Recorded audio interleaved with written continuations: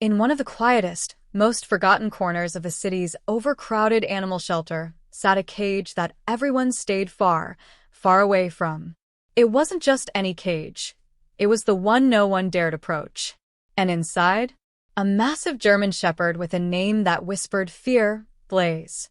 His eyes were wild and watchful, his growl so deep and threatening, it sent chills down the spines of even the toughest staff members. Blaze had earned himself a reputation. Oh, and not a good one.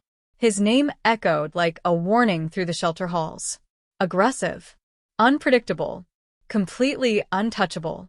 Bright red signs screamed from the bars of his kennel. Danger. Do not approach.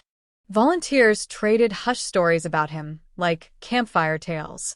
Some said even the most experienced handlers had walked away from his cage shaking, a few even bleeding. To most people, Blaze wasn't a rescue anymore. He wasn't a pet waiting for a second chance.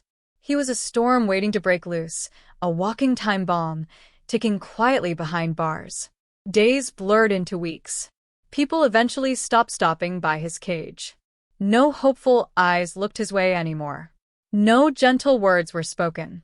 Blaze sat alone, his growl now the only conversation he had with the world. He was a soul forgotten, snarling at everything that came too close. Broken, abandoned, completely given up on. But you know what? Fate doesn't always follow the rules. The shelter tried everything. They brought in seasoned behaviorists, trainers with golden reputations, even contacted a few specialized rescue groups that dealt with so-called hopeless cases. But Blaze? He refused them all. Wouldn't eat from anyone's hand. Ignored soothing voices and comforting whistles. Every time someone even tried to inch toward his kennel, his lips curled back and that low, menacing growl rose, so fierce it stopped them in their tracks. Mrs. Harris, one of the oldest volunteers in the building, who'd worked with difficult dogs for over 3 decades, looked at him once and sighed. That one, she murmured sadly, locking his cage for the night, that one's been broken real bad by someone. His body said the same story. Faint burn marks on his side. An old leg injury that gave him a limp. And eyes that didn't just show anger. They were filled with fear. Rage. Confusion. Pain. Then came a rainy afternoon. One of those gray, cold days when barely anyone visits a shelter. And through the door walked a little girl, tiny, maybe 7 years old, clutching her father's hand tightly. Her name? Emma. Now Emma? She wasn't like most kids. She wasn't there for a fluffy puppy to play with. She wasn't searching for a cute Instagram companion. No. She just wanted a friend. Any friend.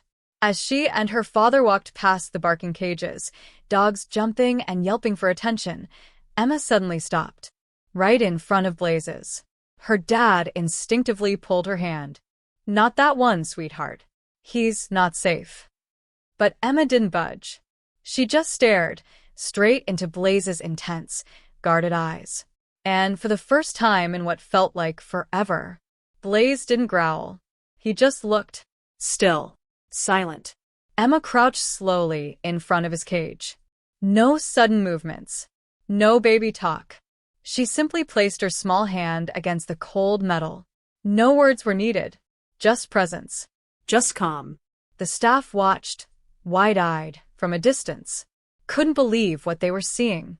Blaze, the same dog no one could get near, stepped forward. Slowly. His body still tense, but his eyes? Curious. Just a little. Something had shifted. Something clicked. 2 hurting souls saw something familiar in each other. From that moment, Emma begged to come back. Every single day. Her dad was unsure at first, but the way she spoke about Blaze, the conviction in her tiny voice, he couldn't say no. So, day, after school, rain, shine, or snow, Emma would go straight to the shelter. She didn't need to pet him or open the cage. She was content sitting on a small chair a few feet away, reading aloud her favorite books, singing little tunes, or just chatting about her day. Blaze listened. He didn't growl. He didn't move much. But he listened. And with every visit, something inside him began to change. The tension in his shoulders eased. His snarling disappeared. That fiery, guarded look softened, just a bit. Hope flickered. Then, one incredible day, Emma accidentally dropped her stuffed animal.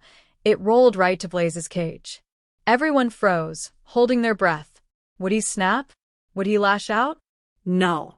Blaze walked up, slowly, and sniffed it. Emma didn't snatch it back. She didn't even reach. Just smiled. That moment was huge. A miracle. A tiny step across a very big wall. Blaze had finally opened a door. Next came food. A sandwich, carefully packed by Emma's mom. Emma tore off a tiny piece and gently tossed it toward Blaze's cage. The room was so quiet you could hear the tick, tick, tick of the wall clock. Blaze stared at the crumb, then at Emma, then back again. Slowly, like it hurt to trust, he ate it. Another piece came. Emma placed it gently on the ground, close to the bars. This time, Blaze moved forward, paused, and with trembling caution, took it from her hand. Tears filled the shelter manager's eyes. This wasn't just a dog taking food. This was a soul learning to believe again. From that day forward, things changed fast.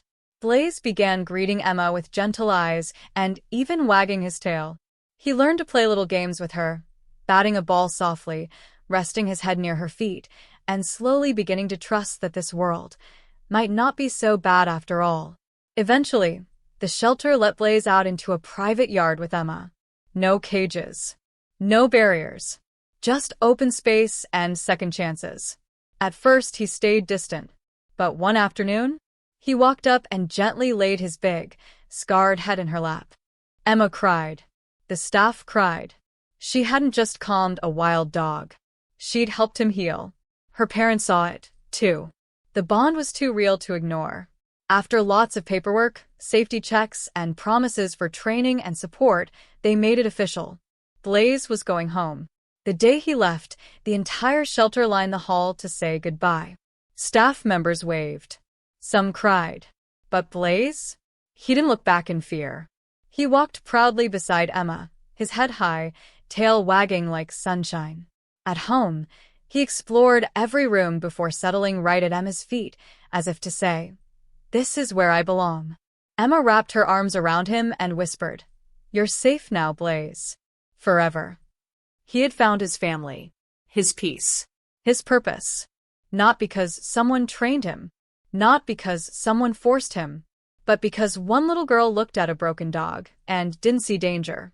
She saw a heart worth saving. Yellow heart,